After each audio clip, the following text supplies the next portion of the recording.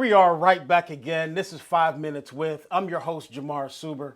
And as you know, I talk to amazing executives and entrepreneurs who push us to go higher. Man, and today I have a treat for you. I'm with Adrena Forrest of Habitat for Humanity of Jacksonville. Welcome to the show. Thank you. So, little known secret, best kept secret, Habitat for Humanity is international. Yes. Tell us a little bit about the vision. So our vision is that everyone in our world has a decent place to live. Habitat for Humanity International was founded in the 1970s, and then we have a local affiliate right here in Jacksonville that was incorporated in 1988, and we've since served 2,300 families in the Jacksonville area through affordable housing services. Wow. You know, one of the things I was looking forward to discussing, we have big business, big corporations buying up all the homes, and it's making the market hard for people to rent and even home ownership. Yes. But you guys are providing opportunity for affordable housing? Yes. Okay. Tell us about the initiative. So our primary initiative is providing affordable housing for low to moderate income families in Jacksonville who wouldn't be able to achieve the dream of homeownership otherwise. So essentially we partner with third-party lenders.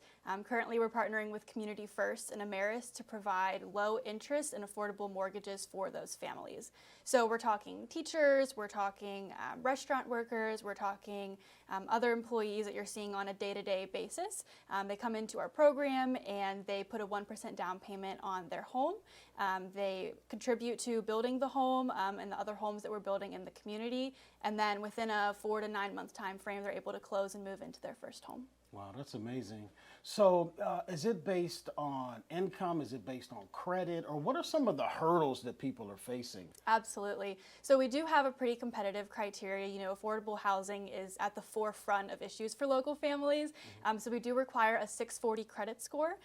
We also, of course, require that 1% down payment. And then we have certain income brackets depending on your household size. So those income guidelines are following the HUD income guidelines with a minimum and maximum level depending on your household size. Okay. So, you know, we live in the times where people are beginning to have larger families. Yes. and all of that. Do you accommodate larger families or do you just stick to 2-bedroom homes? So we do have a smaller model that's a 2-2. Typically, you know, if someone's retired or single, that option works really well for them. But most of our home models are actually your standard 3-2. So we're building currently over 23 twos all around urban core Jacksonville. We also do have a 4 and 5 bedroom model, but those are based on need individually and pre-approval amount as well. I really love the fact that you said working class people. Yes. You know, our working class. A lot of times when you think of Habitat for Humanity or some of the other organizations, you're thinking extremely poor or some of these types of things. Tell us about more of the demographic you're beginning to see. Absolutely. So a lot of our families are military, they're teachers, they're working in HR. Essentially, when you think of leaving your 9 to 5, the people that you're seeing on a day-to-day basis, those are the people in our program. So it's not for, you know, people who are necessarily homeless. All of our home buyers have a job. That's part of the requirement of our program, and they do still have to fit those income guidelines. So, you know, affordable housing is subjective to how much money you make. It's spending less than 30% of your monthly gross income on housing and utilities. So regardless of the price of the home, if you're spending more than 30%, you don't live in affordable housing. So our homes are typically appraising for around $200,000 right now. So anyone who would be spending about $1,200 on a monthly mortgage, if that's affordable for you, less than 30% of that income, then you would fit our guidelines. Okay. So the person, after they get into your program, do they actually own the home, or does your organization own the home? Yep, so our home buyers are home buyers. They become homeowners when they close on their home through our third-party lenders. So they are able to own that home fully. They have a 30-year mortgage that they can pay off at their own discretion. They do those monthly payments at a lowered interest rate. And once they pay off that mortgage, it's fully theirs. So if they have children, if they have grandchildren that they want to leave the home to, then they can do that as well. Yeah.